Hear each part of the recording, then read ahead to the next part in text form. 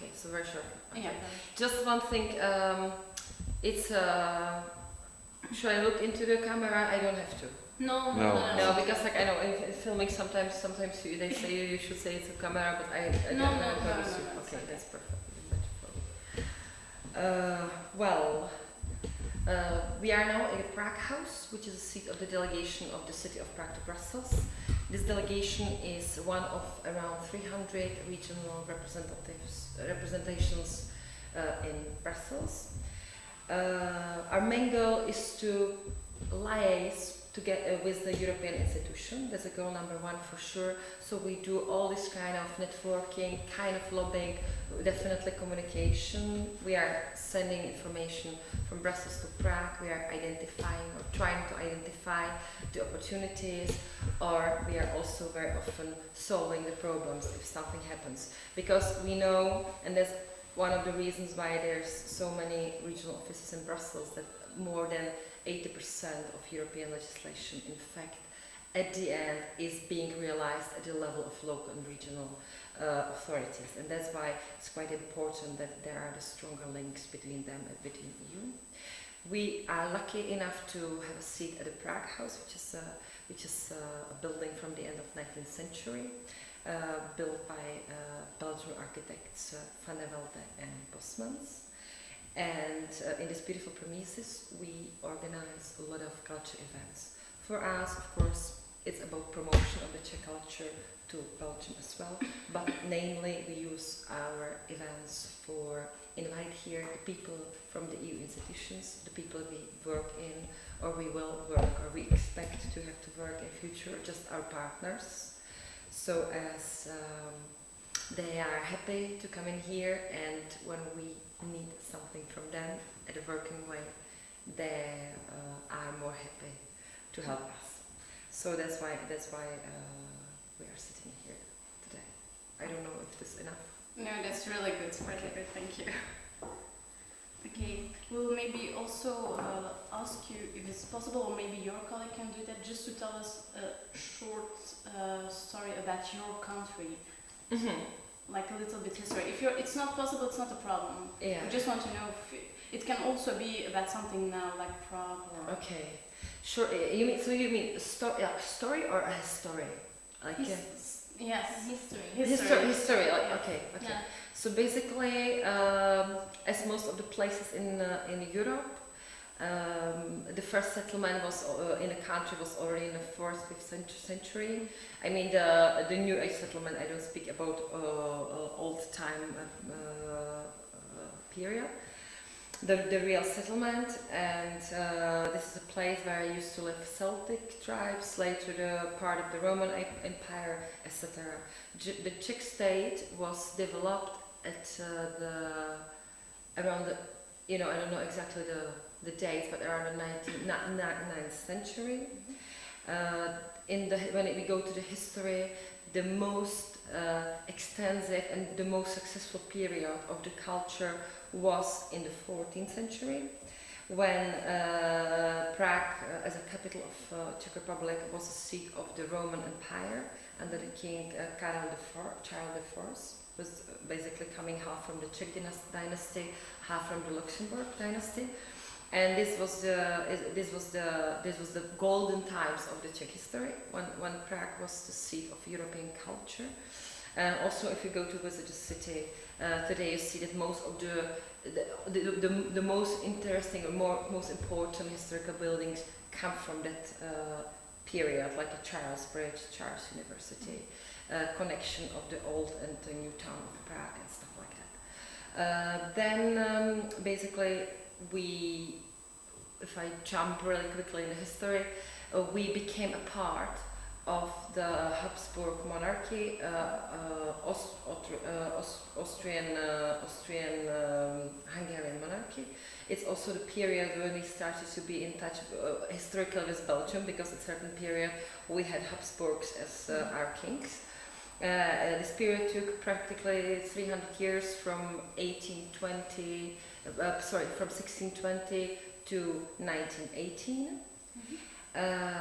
After the World War I in 1918, there was the establishment of the Czechoslovakia was announced. So the new, let's say, the new period after the 3 years being just one land of the Habsburg monarchy, we became independent in 1918, and we merged together with Slovakia. So there was a Czechoslovakia from 1980 till 1938, when part of the Czech lands was annexed by Germans. And then during the period of the World War II, we were the protectorate. Now I speak about Bohemia only because Slovakia became separated, and they were in fact this Nazi state. After the war, we again merged together, and we continued as Czechoslovakia till 1992. And already in 1989, this is a quite important milestone when, I forgot to tell, in 1948, the communists won in the elections, and basically the communists rule the country for upcoming 50 years, when we got under the supervision of Soviet Union. So we were a separated state, but of course the influence of Soviet Union was very strong. And it was quite okay till 1968, but in 1968 there was a revolution, and the revolution ended with the biggest disaster when the Russian troops plus the other countries invaded Czech Republic. And since 1968, basically beginning of 70s, it was the toughest period of the regime, which took another 15 years. And in beginning of 80s or mid 80s, you could already feel a bit of a fresh spirit in the society, which ended up in 1989 with the Velvet Revolution. So the period of this after the fall of Berlin Wall and the changing of the Iron Curtain countries, or the countries behind the Iron Curtain. So we became a democracy in 1990.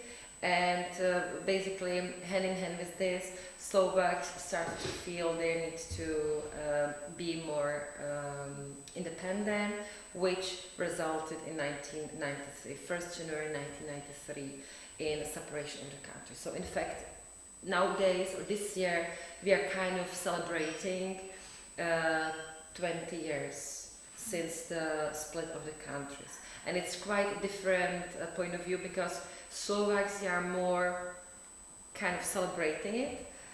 Czechs, for Czechs, it's not something to be celebrated.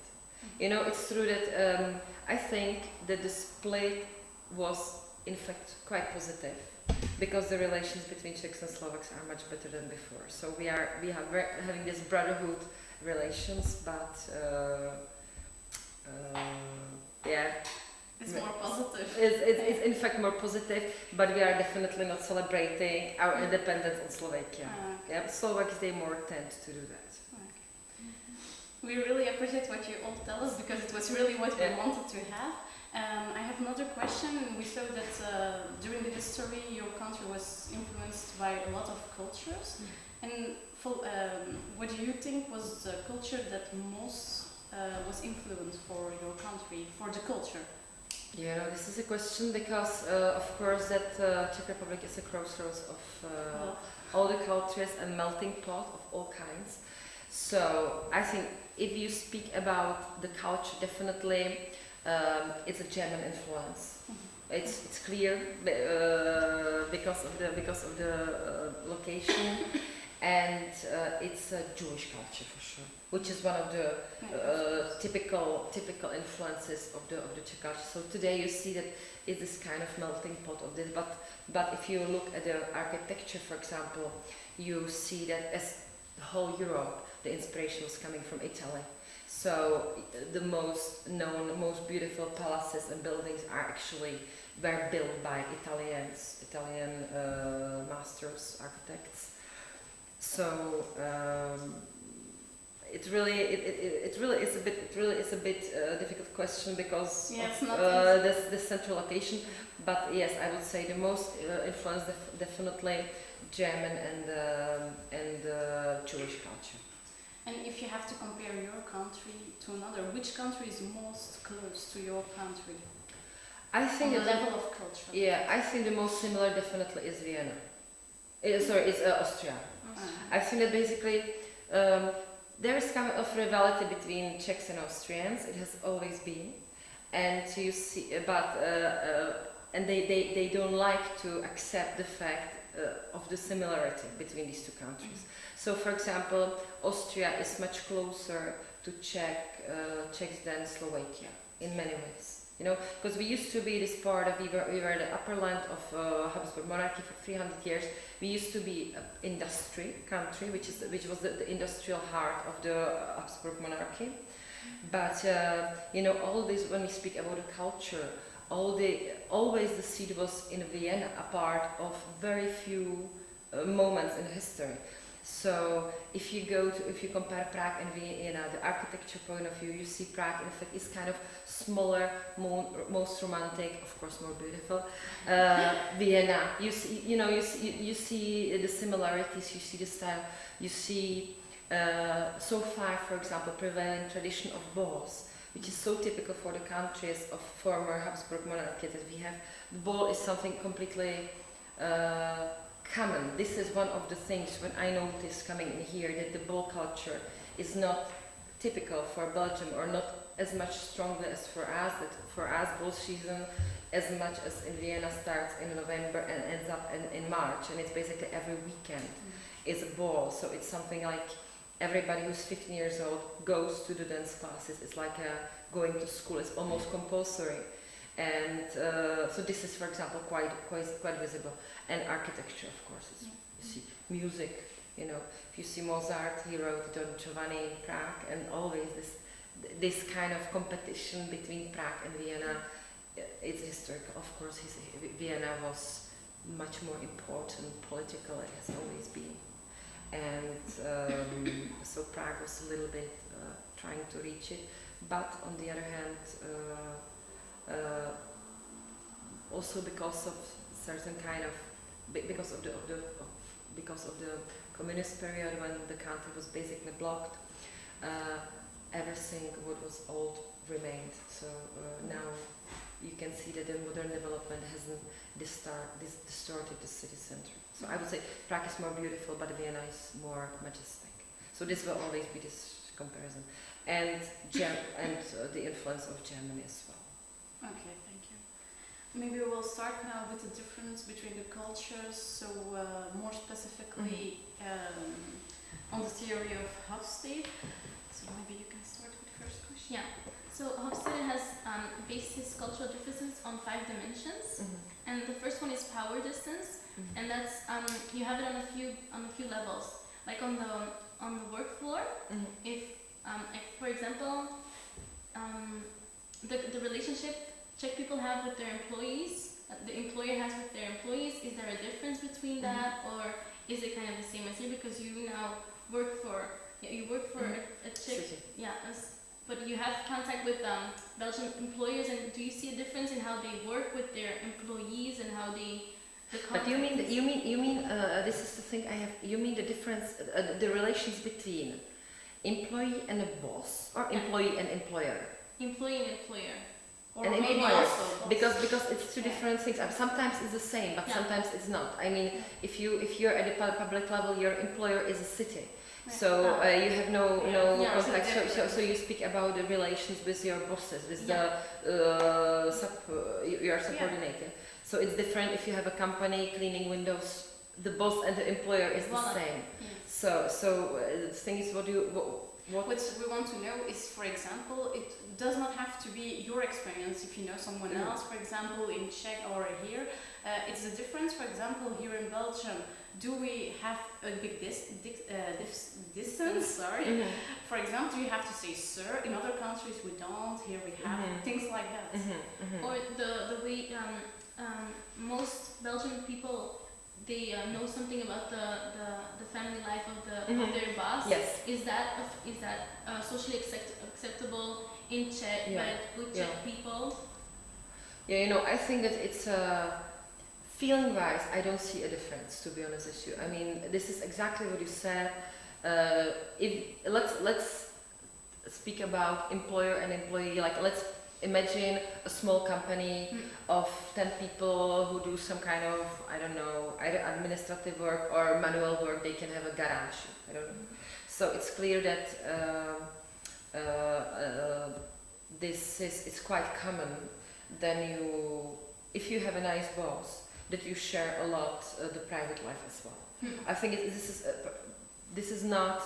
It's definitely not a culture which is preventing you from telling whatever your private life is about. I mean, in general, even if you have like manager studies, you know that you have to know a bit about the private life of the person, because then you can understand better. So that's for sure. But of course, that it much more depends on type of companies. You have companies, I don't know, American companies with American way of approach, or you have, as I said, we are a country with a really strong influence from abroad, from everywhere. It's basically everything is owned by someone else than Czechs. So you have Japans, you have Koreans, so they have completely different business culture than Americans or than French. So you cannot generalize it, in fact. But if you go like to the really typical Czech small companies, if I imagine companies owned by parents of my friends, like having as I say, a garage repairing cars. It's with 5 employees, everybody knows everything about the other. So it's definitely not a taboo, the private life. And then it depends on the personality. Everybody has her own distance. Yeah. What do you want to say? What do you don't want to say? And maybe at school also, for example, at university, is there also a distance between, in your country or here, between the teacher and the students? For example, do they have to say sir, etc.? Yeah, there is. It's more formal. There is definitely distance between a teacher and a student, and of course you have exceptions. But also it depends on the level. If you are the distance is absolutely enormous when you go to basic school. It still remains when you go to the secondary school. You call the teacher, now you call them Pani Učitelka, which is Madame. Definitely difficult to translate Madame teacher, Monsieur teacher. So it's like sir, let's say. When you go to university, it depends very much on the subject you study. So it's different relations in artistic schools when everybody goes with a teacher to pub. It's different from economic school, which I studied, economic university, and then it's a teacher. It's not a god. Some they were, some were not, for sure. But the distance is clear, and then it depends on more like sometimes you have good bit of informal relations with some teachers, but it's still more exception. It's like when I saw you being here with your with Aldo. To me, it seemed that you have quite close relations, and I would say that if a teacher like this was in Czech Republic, we would say, "Oh, we are lucky to have a nice chap." You know, this is and we would speak about it. It would definitely not be an average teacher. No, it would be, it would be, So it could also happen, but it's more exception. Okay. The distance is there. And how about the power distance in the family, within the family? Is there definitely in close families a leadership? Like, most likely it's the father of the house. And how does the Czech family have managed the relationship with the leader? Are they also a little bit more, how do you say that? Having a distance. Yeah, having a bigger distance with them? Or is there no leader, especially in the house? How does the family relationship work on power distance? You know, I think that it's, I don't think there is a big power distance in families. Of course, it depends on personalities. Somebody is super authoritarian and there is a distance, but in general it's not. And I even don't know, to be honest with you, if the boss is the man. Is judging from my surrounding, I would say it's 50-50. Sometimes it's a dominant woman, sometimes it's a dominant man. It really depends. It's still so far like most of the countries, men, they earn a little bit more. So far the sociological things it's more common that woman is not working and man works and vice versa. But again, we don't have, as during the communist period, this is a, let's say, positive leftover, as during the communist period everybody had to work. We don't have a high number of unemployed, non-working women. So basically the average family, both people work. And then it depends really if it is a father or mother who is more the leader of the family. As I say, I know both examples, and it's more balanced. Because if you look to Belgian families, they're more formal to their parents, as I think Czech people are. Or am I wrong? Because if I look to my Belgian friends, if they wake up in the morning and they go to their parents, they say good morning, but they're very formal even to their parents. I think the distance between the parents and the children in Czech is smaller than they're not as formal, or are they? I don't. You know, I think it's not formal. It's not. It could be maybe in some families. I don't know, but in general, it's not. No. It's of course it also changes with the age. But let's say if you are 20, the parents become your pals. Let's say this. You know, if you are 13, 14, there is the authority, because there must be authority. But if you already get to the age when there is no authority needed or possible, then most of people they change into this very informal. It maybe also depends where you live in Czech. No? You mean like big and small cities? Yes, maybe. Or in the north or in the south. Is there a difference or not really? I don't think so. No? Okay, I just like in Belgium too. I really don't think there should be such a big difference when it comes to geography. Again, I think these differences are stronger when it comes to different personalities. And it has also changed in the last decades. That women are more emancipated. Okay. Yeah. So the second dimension is individualism versus collectivism. Let's just first say, just from my own experience, a Moroccan family is very close, and the term family is not only the mother, the father, the daughter, and the son. No, it's the aunts, the uncles, the grandparents, and we want to see how the Czech culture is more individualistic or collective, because the Belgian people are very individual. They have their own thoughts, and they learn from a very young age to have their own opinion. It's okay to have their own opinion, to grow up and leave the parents as soon as they want. In the Czech culture, is there a difference? Do they, because when they're younger, are they more likely to have the opinion that is made out of their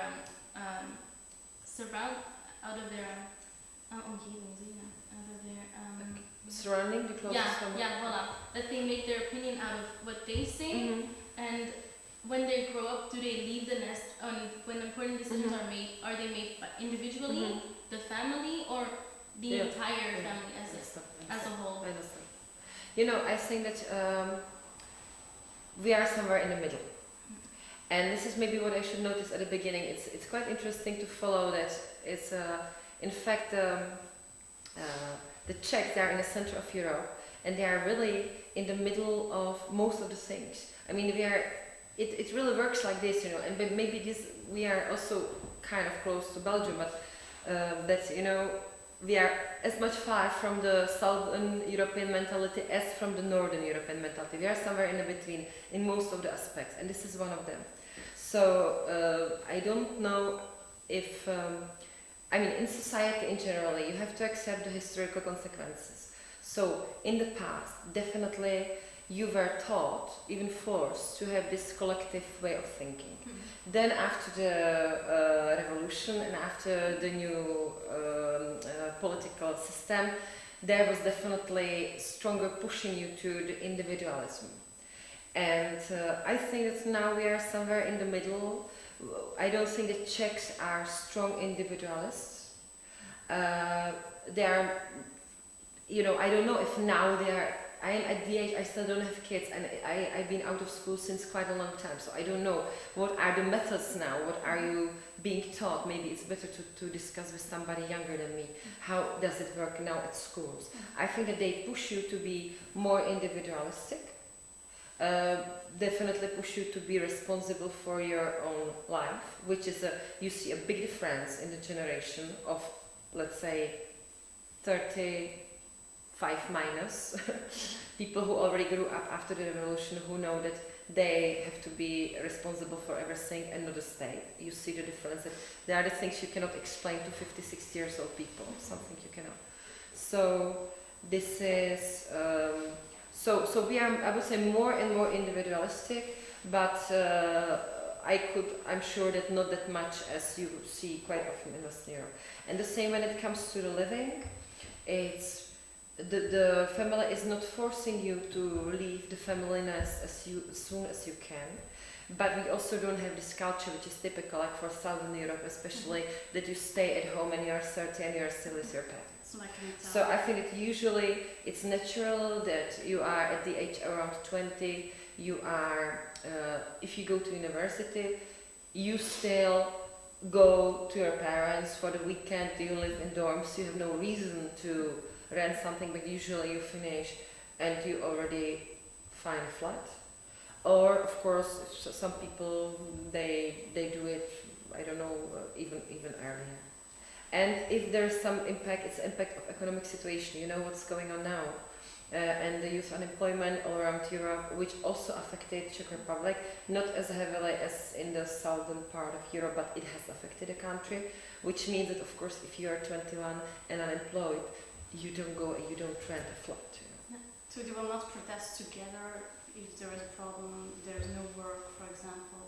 Sorry? Because we are talking that's so the collectivism, but Yeah. also nationally. Mm-hmm. So, for example, as you just said, for example, there is a crisis of Yeah. work. Yeah. And in Spain, if there is that problem, they all come together and Yeah. protest. Yeah. Here in Belgium, we do not have that. Do you have that? Yeah, I think that you have much more demonstrations. This is one of the very big culture difference. So many demonstrations here. Yeah. This is what we don't have.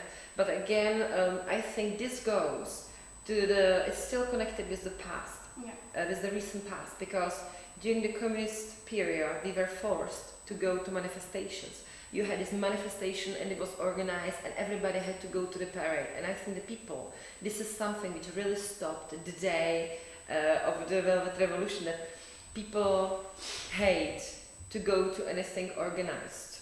So it must be a reason to do something. I don't say that we don't have demonstrations. We had last year in December or November, was organized by trade unions. But this is, let's say, it's once a year when it's something happening like a demonstration, and then people go. You have small things when people don't really care that much. But it was one big student demonstration. It was against this, the government wanting to incorporate the student fees, you know, to pay at universities. And it was in the autumn, and then it was one organized by trade unions. But it's not. We are not like France, we are not even like Belgium, where you see some kind of demonstration every other week. This is not the culture. So far. Also, about the families again, in a Czech family, is it the norm that you take care of everyone and everyone takes care of you? Because if you look to some countries, to some cultures, they might live abroad, but they still financially help their parents, and they're still connected there, so they still feel responsible. Yeah, I think that it really depends where you are, what you do. When it comes to these relations, you mentioned that you have a tradition of having a huge family. I would say that we are more like having close relations within the core family, and then when it comes to cousins and aunts and stuff like that, if you are lucky to have good relations, which you never know, but people know about each other, they have different links, but then it already varies in the families. Like someone is from the family when all the grandfathers, cousins, nieces meet to celebrate every anniversary, everything, so they meet basically a big family of 20 people every month or twice a month. You have families where this doesn't work at all.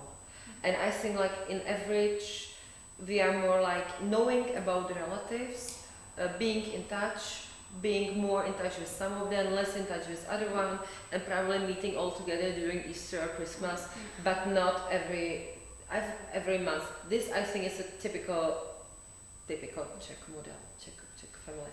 And the same is when you go abroad. If you are abroad and your parents need your financial support, you do it, you know. Yeah. So you feel responsible for your You parents. would do. I think that most of people would do it, and definitely you care about parents, which, for example, I do as well. But if the thing is, if they need it, I mean, most of the parents don't like being financially contributed by their children if they don't really need it. It's so. I don't think that most of my friends are sending, for example, here, sending money to their parents. But everyone knows that if something happens, you are willing and ready to help immediately, as much as you can. Okay, and Yeah, doe maar. also when you're growing up in a Czech culture and a Czech family, is there a certain fear or to disappoint or humiliate the family? Because you know, in some cultures, if you live in a small town maybe or just in a city and they know your family, you act with a certain pride of your family. You don't want to disappoint them. Yeah. Is that also in your culture or not? I don't think this would be some kind of strong element of the society. I don't say that it doesn't exist. I mean, no one. Maybe somebody wants to humiliate his family, but basically you don't want to make troubles, I think. But I don't think that there is some kind of fear that you would humiliate your family. I think that when you are especially age 15 to 20, you really don't care what the family thinks, you know, and that usually. So I think it's not something super typical. I want to go back to the subject about family. When we talk about parents, for example, when they are old, do you in your country let them go to a senior house? Senior house. Yes, Yeah. or is this impossible? For example, in France, we don't have that, but here in Belgium, just normal that your parents go to that. We have this senior houses as well, and I would say that in generally, if everything works well, societies, families care about the other people. It's not so much common that they all live in the same place. It's usually grandmother or grandfather, they live in a flat, and they're even if they are old, their children go to visit them to check if everything is okay. But it also depends on it also depends on the personality itself, because some older people want to live in this. For example, I had a grandmother who at certain age decided to leave her house because it was not comfortable for her. She didn't want to live as a family because she said that 3 generations is too much for a happy life, and she wanted to go to this house, which is basically it's a block of flats where the difference between the normal houses that only old people live there, but they have their own flats, their own kitchen. They are completely independent, but if they want, they can use the services. So she moved there because it was easier, and it's a lot of people and a big waiting list of all the people to these houses because it's usually the biggest comfort for them. Of course, that you have sad stories as anywhere else, but if I think about my surroundings, I think most of people, they live the way that grandmother and grandfather live in some flat, and they are taking care of them. It's usually the most common. Yeah. So the third dimension is about masculinity and versus femininity. It's about the country as a whole, where the women stands in the culture and the men, because women tend to be described as soft, gentle. What else? Gentle. I know what you want to say. I Yeah, know what and you mean. so do these features also tend to be linked to a man, or completely not? Is a man looked at as assertive, strong, all the all the male? You know, I think that basically the same as everywhere in Europe, the emancipation trends and feminism are present in the society and have changed the society dramatically in the last few decades. That's for sure. I think so far, again, if you look at the map, it's a typical example. Czech women are not far from being as much emancipated as the Danish or Swedish, but they are far more emancipated than the women in Balkan or in the southern Europe, you know. So we are somewhere in the middle. You definitely see the trend to emancipation is absolutely normal that woman is doing any kind of job. It's not. Of course, you still have special jobs for women. Still, if you go to the hospital, the nurses will be mostly women, but you will have nursemen as well. If you have the good example is a family. If you have a baby, it's still a woman who is on maternity leave, but men can be on paternity leave as well. And you see, 20 years ago, it was impossible to see a man with a pram in a park. Now it's nothing that surprising to see him, you know. But it's not like in Sweden where every man has to take paternity leave. This is a difference. So I think it's still in society the men are taken as those who statistically still earn more.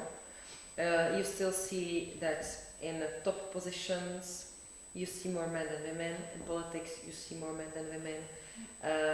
You still see the professions typical for women, like teaching, for example, nursery, stuff like that. But you also see the trend to equal. And again, I think as this is coming from the communist period, everybody had to work. So you had kindergartens. This is a normal part of the society. This has always been, or a few decades. So it has we never had this. I mean, never since last 70 years. This culture of women being at home, taking care of the house, and men feeding them, paying for them, earning, being the only one earning money and feeding the family. Could be even now that you have women who like it, who decide to do it. They are lucky, happy, but it's not common. So you could say that there's such a thing in the Czech family as we call it the new man, the man who also helps in the household. Yeah. And then you see again the difference is a difference of, let's say, my parents' generation, where it was clear difference of the male and female work. Like, I don't know, men, they worked in the garden, they did the most, had more heavy things, woman was more cleaning the house. And I think my generation already you split the household tasks, 50-50 or 40-60 maybe. And are there things that you think are typically for women or typically for men in your country? Like, you mean, I spoke about jobs. There are still jobs that are typical for women and for men. So I would say the typical male jobs are already those that really need the physical power. Yeah. Like miner, dust collector, I don't know. These are the professions that are typical male. And vice versa, the female professions that are like a nursery or teachers at school. This is also, I would say, quite typical female profession. I would definitely be able to name a few others. But in the normal life, you already don't see a difference. It's more women at certain positions, but still, you definitely have a gap in the leading positions at the boards of big companies. You know, this is connected with legislation here at the European level when they want to force the women to first the quotas, and so far the quotas are not a big issue. I would say that these things are really not such a big issue for society. That I think that men, they don't care if woman earns more and they're profiting. They have no reason to care about it. Mhm. They don't. They are not angry when they have a female boss. They don't mind. I think in general, of course, some examples they do, but normally they don't. And on the other hand, women are not crazy about emancipation and pushing themselves somewhere only because they are women. I think that the society is more easygoing in this. So the female women in Czech are not how do you say pushing for their feministic rights, because in Belgium you see that we're pushing the border more further and further. Because nowadays you can see female women filling in positions that mostly are being done by a man, for example. But you see that the women in Czech are not very anxious to push themselves further. I think some of them, but the thing is that they are more doing it in an individual base. I mean that the society makes no obstacle. If you want to be successful woman, you can be. That's the thing. And of course that there are some feminist movies, feminist movements. I'm not into this because I'm average woman, I don't care about this. And do you have a female, the Committee for Female Rights in the Parliament? I think something like that probably exists, or it's maybe some subcommittee. But it's again, it's not an issue in society, because you know that you can reach what you want if you are good enough. Okay. And on the political level, are there positive or negative things for the women? For example, if we talk about Abortions.